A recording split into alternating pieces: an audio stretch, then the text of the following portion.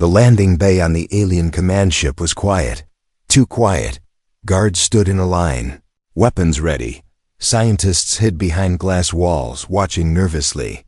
The high commanders stood tall, their arms behind their backs, pretending to look calm.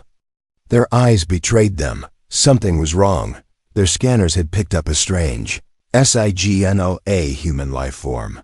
From GRALXOR-9. That was impossible. No one returned from that planet. No one. Then the ship appeared. It was an alien made. It was stolen from the wreckage of an old scouting pod buried deep in the jungle. It shook as it landed. Steam hissing from broken sides. The ship's doors opened slowly. No one stepped out at first. Everyone held their breath.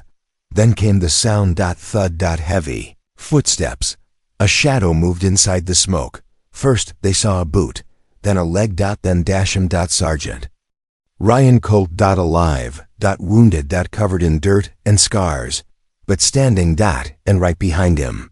Clomp, clomp, a massive paw, then claws, then glowing red eyes. The void beast Goron stepped out beside him, calm and silent, like a bodyguard made of nightmares. Guards raised their weapons. Hold your fire, shouted one commander, his voice cracking. Ryan looked straight ahead. He wasn't afraid. He wasn't angry. He was something stronger. Certain. Confident. Untouchable. He stopped at the edge of the landing zone, staring up at the alien leaders. "Well," Ryan said, his voice hoarse but firm, "you didn't expect me back, did you?" General Vorak, the one who sent him to die, stepped forward. This isn't possible," Vorak muttered. You were supposed to be dead." Ryan smiled coldly. "I know." He looked at the crowd of aliens. Some stared in shock. Others backed away from Goron, who sat calmly beside him, like a loyal pet. If a pet could tear tanks apart. "You sent me to a death world," Ryan continued. "You dropped me like garbage. But I didn't just survive." He looked down at Goron. "I made a friend." Vorak's voice trembled.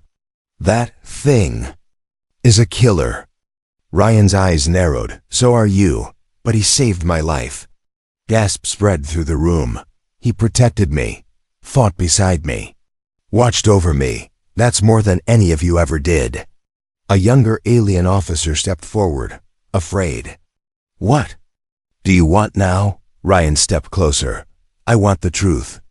Why did you send me?" The room fell silent. No one spoke. Not even VOR-AK. Ryan didn't wait for an answer. He tossed the spike, the same metal spike he had pulled from Goron's leg, onto the floor.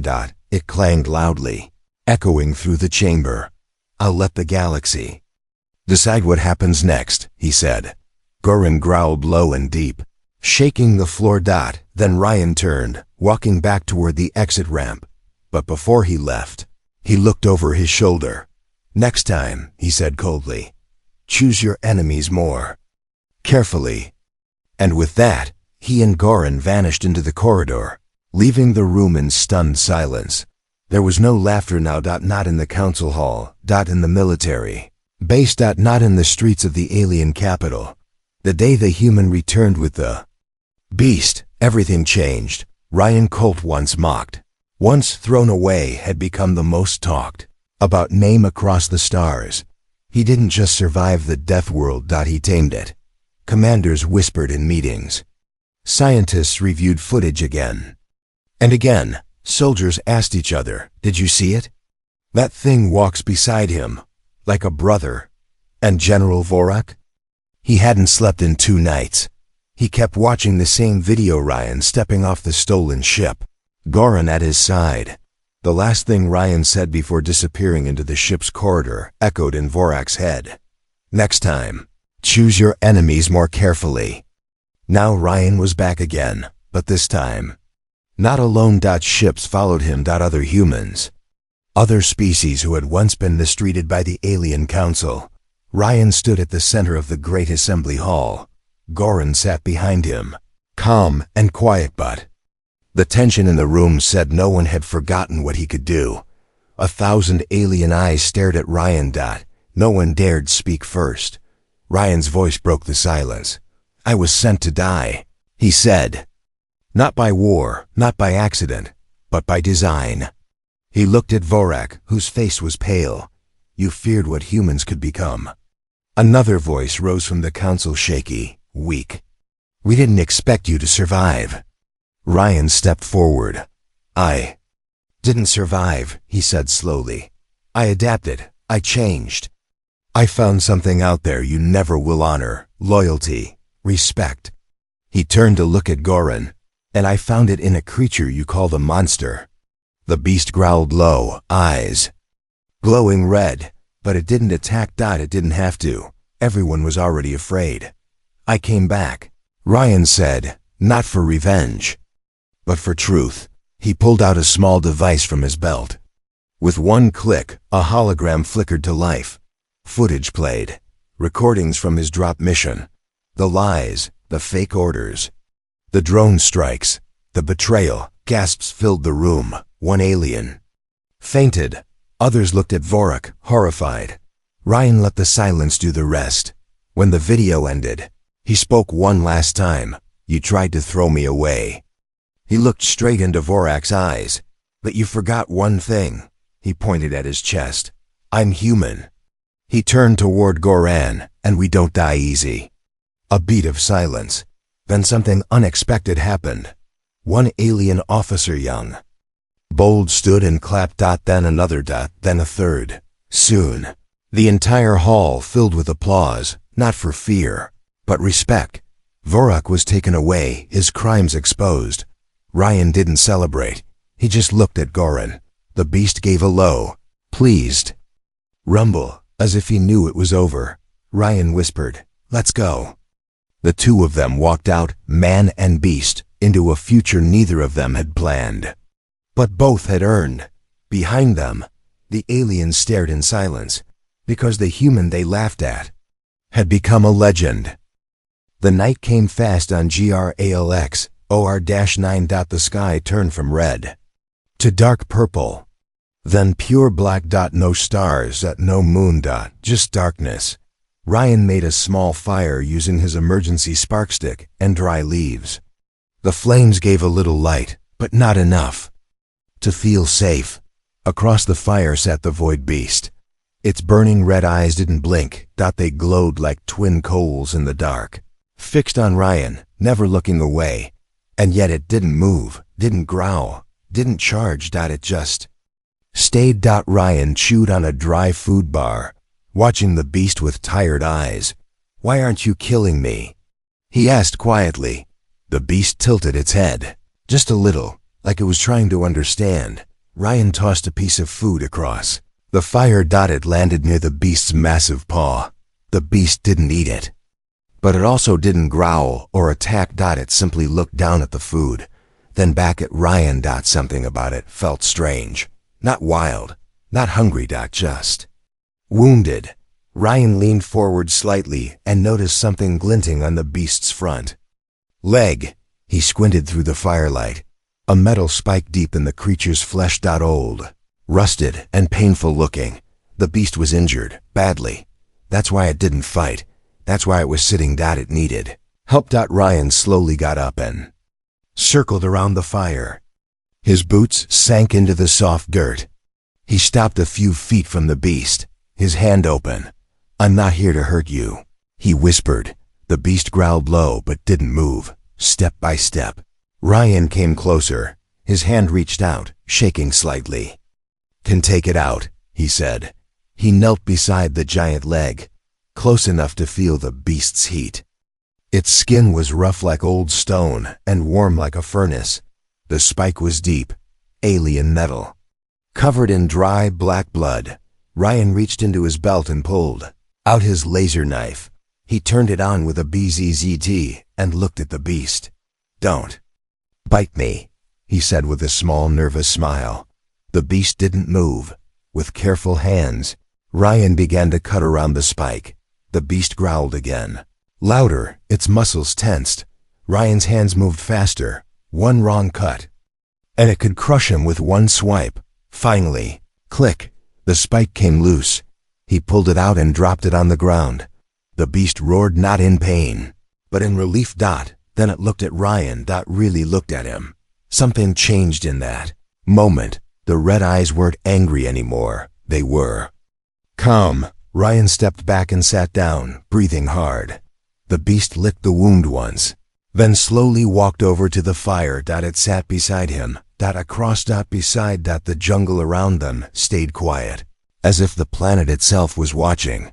Ryan leaned back against a tree, eyes half closed. He was exhausted, but before he fell asleep, he whispered, "Guess we're both stuck here now, huh?" The beast didn't answer, but it didn't leave either.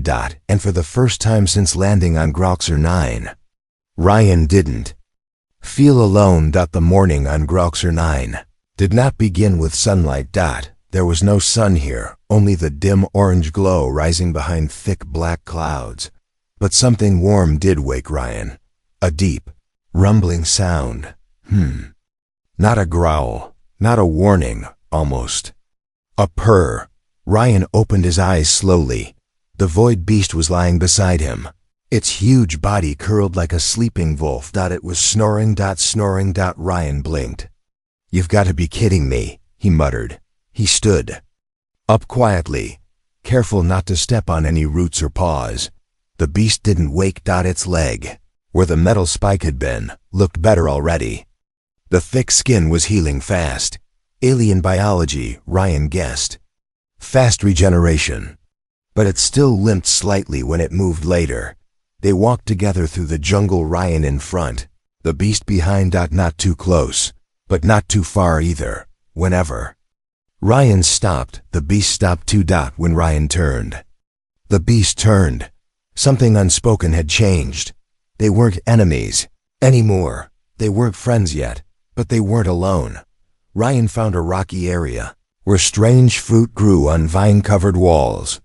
He pulled one down, sliced it with his knife, and sniffed. Didn't smell like poison. He took a bite, sweet, cold, like cucumber mixed with sugar. He tossed one to the beast. It caught it mid-air. One crunch. Swallowed whole. Ryan laughed softly. "Guess you like it." A few minutes later, something moved in the distance. A low rustling. The beast growled low, protective. Ryan ducked. From the trees, two creatures leaped out, long tails, sharp claws, glowing yellow eyes, jungle predators. One rushed at Ryan fast and silent, but before it reached him, crack! The void beast smashed it midair with one massive claw. The second creature attacked from the side, but was crushed under the beast's foot. It was over in seconds. Ryan stared at the dead bodies, then at the beast. "You saved me." The void beast didn't answer. It just sat down, calm again. Ryan slowly walked to its side. He placed his hand gently on its thick, scarred shoulder. "Thanks." The beast didn't move, but it didn't pull away either. That evening, Ryan carved a mark into a tree. A symbol. A reminder that he survived another day. Then he looked at the beast and smiled. "I'm going to call you Goran," he said. "You okay with that?" The beast tilted its head. Ryan nodded. "Goran it is." Just then, a sharp whir cut through the air. A red light blinked in the sky. Ryan froze. A drone. Alien tech. It hovered. Scanning. It had found him. Ryan stepped behind a rock, pulling Goran with him. The drone beeped. Then flew away. Back to the ship. Back to the ones who sent him here to die. They would know he was alive now, and they would come. Ryan looked at Goran. The beast looked back. "Looks like they're coming for both of us now." Goran growled deep and low, almost like he agreed. The first explosion came just after sunrise. Boom! Ryan dove to the ground as fire ripped through the trees behind him. Leaves turned to ash. Smoke filled the air. Goran roared, covering Ryan with his thick body. More explosions followed. Bang! Bang! Alien attack drones had returned. This time, they weren't just watching. They were here to finish the job. Ryan rolled onto his back, coughing. "They're bombing the whole jungle." He looked up and saw them, 3 silver drones cutting through the sky. leaving trails of flame behind them. Whoosh! A missile fired. Goran leaped to the side, grabbing Ryan in one giant paw and pulling him out of the blast zone. The ground exploded behind them, sending dirt and fire into the air. Ryan shouted, "We have to move! Now!" Goran growled and took off, running, massive legs crashing through trees. Ryan sprinting beside him. Flames licked at their heels. The jungle screamed around them, birds screeching, creatures howling, trees cracking in the heat. The planet was turning into a furnace. "Come on!" Ryan yelled, wiping sweat and ash from his face. They jumped over a burning log, dodged falling branches, and slid down a muddy hill that had turned to steam. The air was thick. Hard to breathe, Ryan's lungs burned. He looked up, more drones above them, circling like metal vultures. "This isn't just a cleanup," he muttered. "They want to erase everything. Him.Gorran. Even the jungle." Ryan slid behind a rock and pulled out the broken drone he salvaged days ago. Wires sparked, but one light blinked green. "Still got some life in you," he whispered. Gorran growled beside him, watching the skies. Ryan tapped buttons, rewired circuits, connected a wire from his belt communicator. He only had one shot. He spoke clearly, voice sharp. "This is Sergeant Ryan Colt, alive, survived Galactic, not alone." He looked at Goran, not weak. Then he pressed send. The message shot into the sky like a bullet of truth. The drones above paused briefly. They had heard him. The alien commanders far away would hear him too. He wasn't dead. And worse for them, he wasn't alone. The ground shook again, this time from below. A deep rumble spread through the forest. Ryan and Goran looked at each other. It wasn't fire. It wasn't drones. It was something else. The jungle roared. The earth split open behind them, and a massive ancient creature rose from the dirt, larger than Goran, eyes like black suns. This was older than the void beast, older than anything, and now it was awake. Ryan's eyes widened. "What the hell is that?" Even Goran took a step back. The fire, the drones, the chase, it all became background noise. Now the real danger had come, and Ryan realized the only one who might help him survive it was the very beast they tried to kill him with. He looked up at Goran. "Ready to fight with me?" Goran roared louder than ever before, challenging the new threat. The jungle held its breath, because now the real war had begun. The alien council chamber was silent until the laughter began. "He's just a human," one alien said, his green skin shining under the lights. "Weak, slow, emotional." Another nodded, his long neck swaying. "Send him to Galactic. Let's see how long he lasts there." They all laughed again. Sergeant Ryan Colt, a strong human soldier with short brown hair and tired eyes, stood in the middle of the room. He didn't laugh. He could feel it. He was not on a real mission. This was something else. "You called me here for a mission," Ryan said calmly. "So what's the target?" The lead alien, General Vorak, smiled. His sharp teeth showed. "Yes, human. We want you to scout Galactic, a simple task. Just observe and report back." Ryan raised one eyebrow. "Galactic? That's a death world. No one's ever returned from there," a younger alien whispered. Too loud. Ryan heard it. His heart thumped once, hard. He was being sent to die. But he didn't show fear. He looked straight into General Vorak's eyes. "All right, when do I leave?" The aliens were surprised. No begging. No fear. No questions. "Now," Vorak said with a grin. Within the hour, Ryan was in a drop pod, strapped tightly into a hard seat. A screen in front of him showed the planet Galactic, covered in black forests, red storms, and deep scars on the surface. It looked alive. And angry. "Begin countdown," a robotic voice said.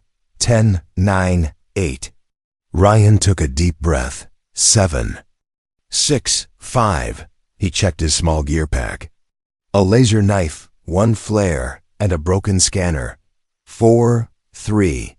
No real weapons, no support. Just him, 2, 1. The pod launched with a loud boom, shaking everything. Outside, the alien council watched the screen. They zoomed in on the pod flying toward the planet. He'll be eaten in hours. One alien joked. Maybe minutes, another replied. They all laughed again. But Ryan wasn't laughing. The pod smashed through the planet's atmosphere. Flames licked the windows. The entire pod shook violently. Then impact. Boom. Dust and smoke filled the air. Ryan's vision blurred as the pod door blasted open. Coughing, he stepped out onto the ground. The sky was blood red. The trees around him were black, twisted, and moving slightly, even though there was no wind. The air smelled like burnt metal and ash. Ryan activated his scanner. VZZT. It sparked once and died. Perfect, he muttered. Suddenly, the ground shook. Just a little. Then again. Louder. Thud. THUD. Thud. Ryan dropped to one knee, pulled out his laser knife, and looked around. The trees moved again. But not because of wind. Something was coming, something big. He ran toward a large fallen tree and slid behind it, keeping his breathing low. The footsteps. Stop. Silence. Then he heard it. A growl. Low, deep, angry. Ryan peeked through a crack in the tree, and there it was. Creature almost 3 times his size, covered in thick black fur and armored skin. Its eyes glowed red, and its claws left burns on the ground as it walked.